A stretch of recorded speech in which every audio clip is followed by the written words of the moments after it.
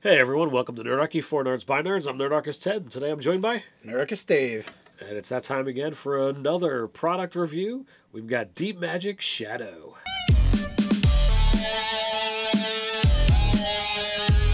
Jump down in the description below where you can sign up for Nerdarchy the newsletter, get weekly gaming tips, as well as learn how to game with us.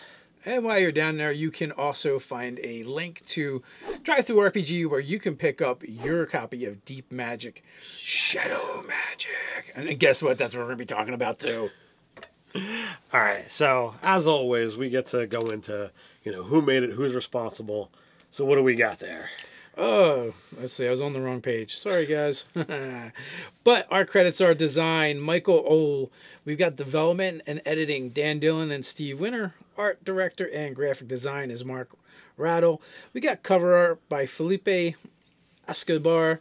We've got interior art by Emily Dennis, Felipe Escobar, and Florian Stitz. Publisher Wolfgang Bauer, as always, because it's Kobold Press, and he is the head Kobold over there. He is Kobold. He is Kobold. Alright, so we get Shadow Magic. This time we wind up with three subclasses, three archetypes. We get a Shadow, we get a warlock, a sorcerer, and a rogue, which I thought was pretty cool because usually these things are magic oriented. They've all been magic oriented. Can we just take a second to talk about this cover? Absolutely, go for it. Yeah, the cover on this thing is gorgeous. Like, there is the Shadowmancer on the cover, like forming this ball of darkness and shadow. Maybe we'll get a picture in here somewhere. And yeah, all these blacks and purples, and along with the whites and the grays, it just looks phenomenal. It is absolutely phenomenal. This is one of the aspects that we don't get into a lot, other than saying thumbs up, thumbs down. But a lot of the Deep Magic stuff, the artwork has been pretty darn phenomenal. Yeah, and this cover blows them away. Like, I'm looking at like a high res image on my phone here, and Ted's just looking at the the printout, which is kind of blah. But like when you see it in high res, yeah, it's yeah. And I mean, we'll get some pics in here. Even got the eyes thing going. That's pretty darn sweet. Yes. So besides your three archetypes, you get 20 spells. One of which is ritual, but it's ritual only. Like it doesn't allow you to cast it as just a regular spell slot, which I thought, in and of itself, I thought that was pretty interesting. Yeah, we also get 2 cantrips as well. That's as part of the part and parcel of the spells. But yes, 2 of those 20 are cantrips. So Sorcerer's Origin Shadow Bloodline is the first one, and you got some shadowiness in the woodpile somewhere. Somebody did something with somebody from that plane, or you've been empowered by that plane. And Taint of Shadow is the very first ability you get. Your magic always acts a bit differently than that of other casters. Your magical fire burns with a deep purple flame that sheds little light but casts inky shadows. The influence of the Shadow Realm can be seen in every manifestation of your magic, whether that's shadowy bonds tightening around the target of a hold person spell, or shadows that swirl like a storm clouds inside your dimension door. At first level, you gain dark vision out to 60 feet. Within the range, you can see through magical darkness as if it was dim light. So basically, you get dark vision, essentially. And it's funny that there's this big long paragraph, and really the only ability you get is literally 2 sentences. But you get the cool flavor of your spells. You get the flavor. So all of your spells, wherever possible, are affected by the shadow. And you get something mechanically to go along with it. Reading through this, especially the powers of at low level, it really is like, well, I want to play one of these guys, because right away you start to get these influences, and I thought that was pretty cool. And you get the ability to see through magical darkness. I kind of glossed over that part. Yeah, you're getting a weak version of Devil Sight. Yeah, Devil Sight you get up to 120 feet, but here, and you got to wait until you select that invocation. I'm not sure, but I think Devil Sight you just see in darkness. Well, this allows you to see even through magical darkness. Yes. So, you can see in darkness. Oh, yeah, I'm just saying the Devil Sight invocation? Yeah. It's not a range. It's your normal sight. Ah, okay. So that's still a little bit better. You're not really stepping on the toes of the Warlock, But it's still spiffy ability, and all those cool things you were doing with Devil Sight, and I know you guys are doing them with your warlock. You can now do it with your sorcerer as well. Just you have a range of 60 feet instead. Right. And to me, like right away, that really gives you the serious theme of this character. But also at first level, you get a cool thing that you can do with your bonus action. You can use your evil eye, and you can essentially give someone disadvantage on their next attack or skill roll just by looking at them with your bonus action. Like, these things lumped together makes this so thematic that it's like, I really want to play one of these guys now. And I'm like, it's too bad that I don't have a sorcerer that I'm ready to roll up, because this is exactly where I would go with it. Well, you can put this guy in your back pocket for later. Yeah, absolutely. And you get to use that ability a number of times as your charisma modifier Prolong Rest. Then that brings us into Dark Illusion. Starting at 6th level, you gain advantage on saving throws against illusion magic. You can also cast Blur or Mirror Image by spending 2 sorcery points. Kind of cool. Some more utility. If you don't want to spend the spell slots, or you don't want to take those spells, but you still want to have access to them, you can do that. I think that given the limited spell selection that sorcerers get, being able to say, you know what, you can cast these without using a slot and without needing them on your spell list, I think that's a pretty hot move. Yeah, it's definitely not bad. So, 14th level, you get Passage Through the Dark. Essentially, you can use the shadows and just be like, I'm going to go from here to there. It's up to 200 feet away. Bonus action? As a bonus action. And it's like a little mini teleport, but you're stepping through the shadows to get there. It kind of reminds me of some of the, the Shadow Monk abilities. Well, but there's a couple caveats. One being is you don't have to leave the shadow. You're not there. You're not targetable. You're considered invisible. They can't find you. You can't do anything to anyone. They can't do it to you. So you can stay there for a number of rounds equal to your charisma modifier, minimum 1. And also you can do this as with the cost of sorcery points, 4 sorcery points to be exact. Yes. So not bad. Definitely useful in many different situations, depending upon what's going on. So, yay. Yeah, the problem I'm seeing with the Shadow Sorcerer is he has the ability to burn through sorcery points really fast. Absolutely. Tainted Shadows, beginning at 18th level, you can emanate an aura of energy from the Shadow Realms. By spending 4 sorcery points, you radiate an aura of shadow that causes everything within 15 feet of you to become lightly obscured because of dim lighting. Any portion of that area that's already dimly lit becomes completely dark. Instead, enemy creatures that start their turns inside of that aura take 10 necrotic damage and must succeed on a wisdom saving throw or become frightened of this effect. This lasts until the start of your next turn. So this is exactly in line with what you're saying. This costs 4 sorcery points, so like you're gonna burn through those pretty darn quickly. So if you got a mirror image, 1 teleport, and 1 aura, gone. And half of your sorcery points are gone at 20th level. Right. So you could maybe hope to not be having lots of encounters, or maybe you're going to start dumping spell slots into sorcery points, and you can keep using these abilities. Or hey, maybe your DM will give you some kind of magic item that'll boost your sorcery points. Yeah, so, but you have a lot of options. It's cool, thematic. I like it. Next, we have Warlock, Patron, the Light Eater. Normally, we don't go into this part, but I think it's worth reading the flavor text of these guys. So, you have made a pact with a being from the plane of shadows whose goal is to plunge the world into unending darkness. You may or may not share this ambition, but you have sworn loyalty to this entity. Unlike fiends who seek to corrupt and destroy, Light Eaters want to make the material plane more like their own shadow realm. Many Light Eaters were once liches, shadow dragons, death knights, vampiric wizards, or other shadow beings that existed long enough to amass great power before abandoning their former paths to pursue the glorification of the night as an end in itself. So you have a lot of options for your patron, so I think that's kind of cool, and it can have kind of a really unique feel and story to them as well. Now, one of the things that I absolutely love about the warlocks in the Deep Magic is they give you a pact of the chains, a pact of the tome, and a pact of the blade variants, so that you could be like, oh, well, you're going to do this. You still get the thing, but here's how we bend and twist it. And I thought for this, I really liked what it said. Yeah, it is definitely cool. There's some things in there. We'll get to that real shortly. Again, you get your expanded spell list. A lot of the spells come from in here.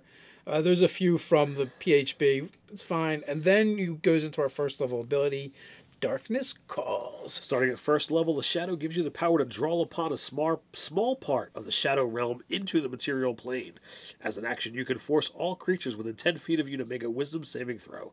Those that fail are blinded until the end of your next turn by bits of the Shadow realm clouding their eyes. Once you use this feature, you can't use it again until you finish a short or long rest. And then that moves into Living Shadow. Beginning at 6th level, the shadows around you sometimes take on a life of their own, defend you when you're in danger by transporting enemies away through the Shadow realm. When you take damage, you can use your reaction to transport the creature that damaged you through the shadows to an unoccupied space up to 60 feet away. The affected creature must succeed a Wisdom saving throw against your spell. Spell save DC, or take 2d6 cold damage and become frightened of you until the end of its next turn. Once you use this feature, you can't use it again until you finish a short or long rest.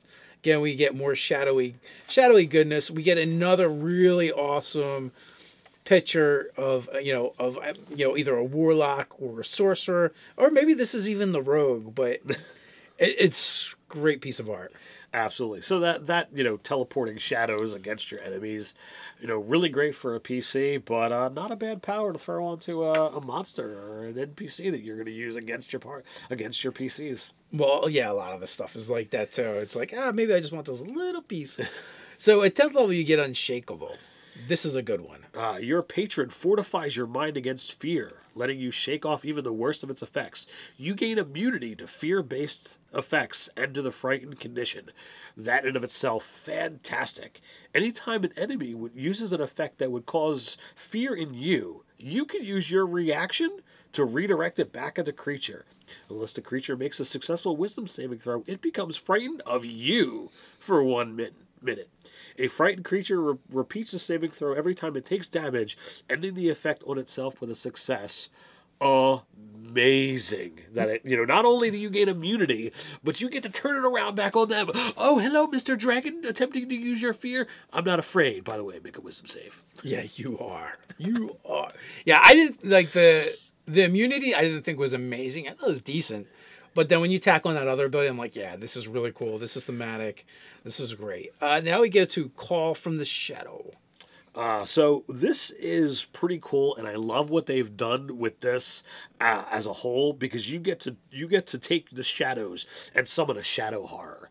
And what they've done is they've said, oh, we'll take a chull from your monster manual and just say it's this. And it's now a shadow horror that you get to use as your thing. So they're not making a whole new monster. They're saying use this thing and reflavor it, which is something that Nerdarchy has always been a huge fond of. Is like, we're gonna just re-envision something, we're gonna reskin it, and call it something new, but it's stats that are already made.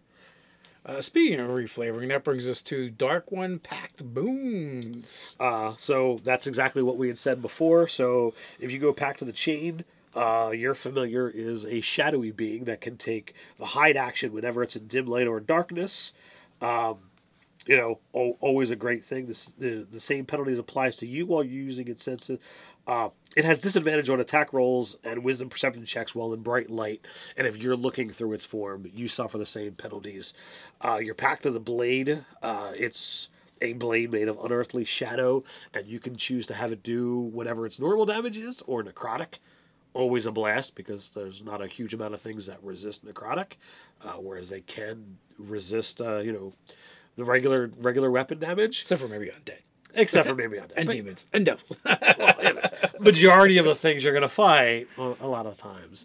But you have an option. You have an option. And it's your pack weapon, though. It's magical anyway, so one way or another, it's going to get you. And then your Pact of the Tome is a thing of pure shadow, and therefore it is weightless and drips, shadowy ichor every time it's open. So it just looks cool, and if you have a carrying capacity problems, not a problem for you, my friend. So we move into the rogue archetype, the Whisper. So basically this rogue gets to use a little bit of shadow magic without having like a spell list per se. Right. You know, a lot of their abilities, as you're going to see, depends on them using that. So they start off with dark trickery. So you gain dark vision out to 60 feet, and you learn cantrips, which is a pretty interesting thing to see for someone who's not into magic. So you get the Minor Illusion, which is cool, and Douse Light, which is a new cantrip in this that essentially shuts down a light source, such as a candle, a candle, a torch, the light cantrip, or dancing lights. Yeah, so it's going to be useful, especially since they can see in the dark. So, you know, when they're sneaking around, boom, get rid of the light and do their thing.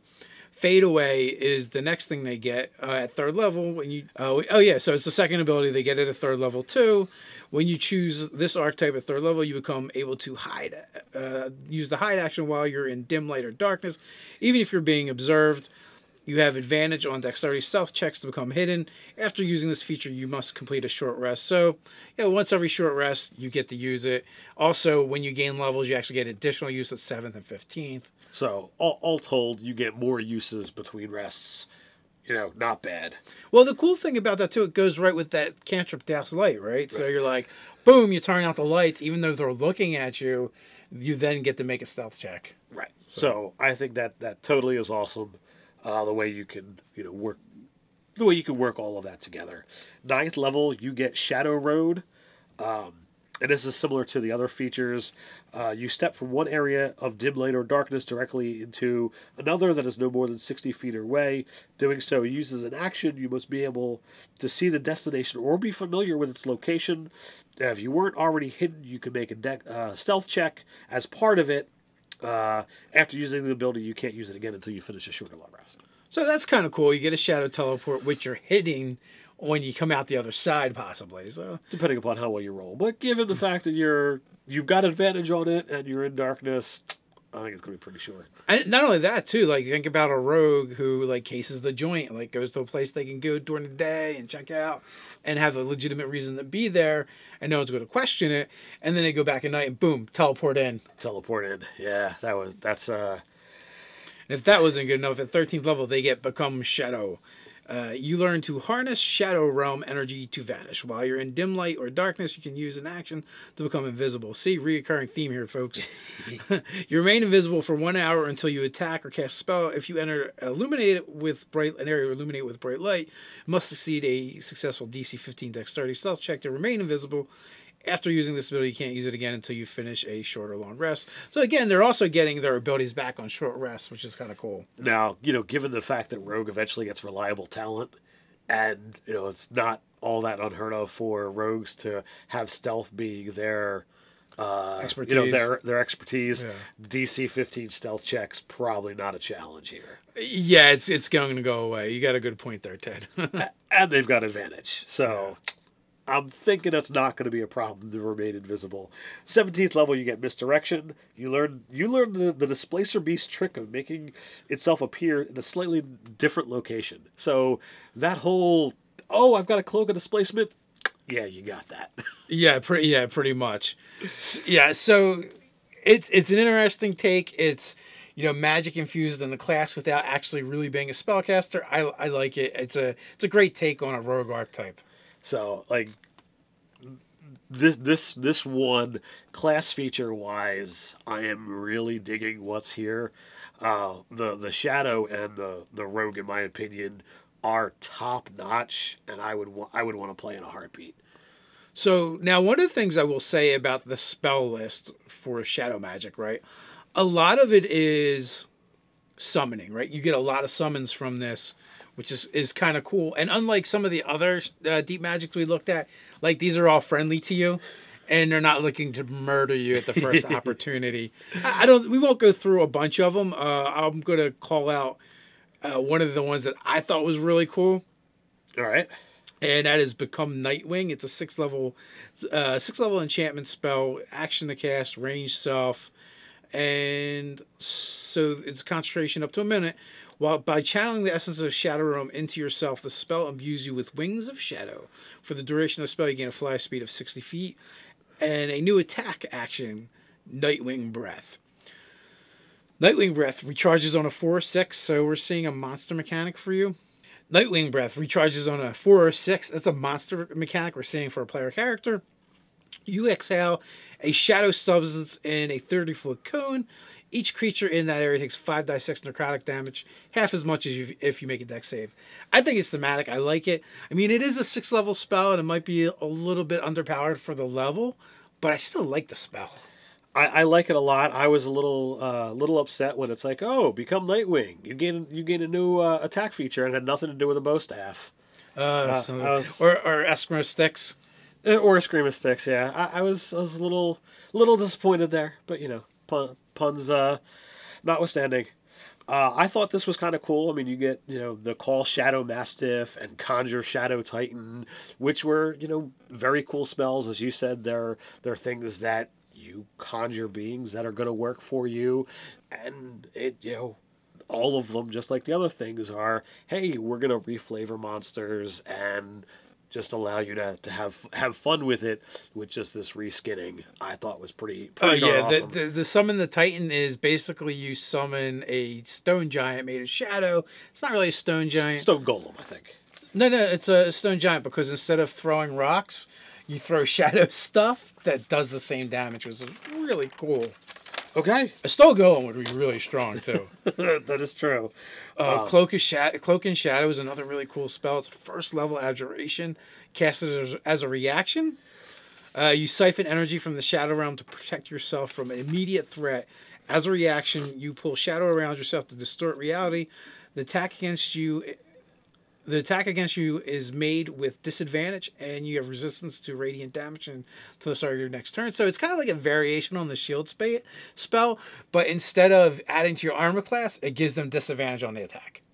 So the thing that I found a little interesting is the other, you know, we talked about the Douse Light cantrip. The other cantrip that you get is called Claws of Darkness. And it's you shape shadows into claws that grow from your fingers and drip inky blackness.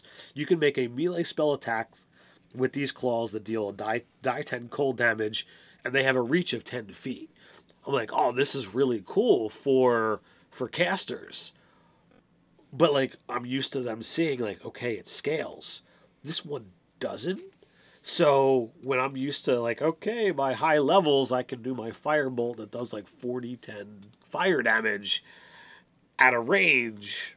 Why doesn't this deal 4d10 cold damage if I got to get up in its face? Yeah, that part is a little weird. So for me, with that one, I would totally just look at firebolt and I would have it scale damage. Now the one thing that I would say about it is not a concentration spell, and it has a duration.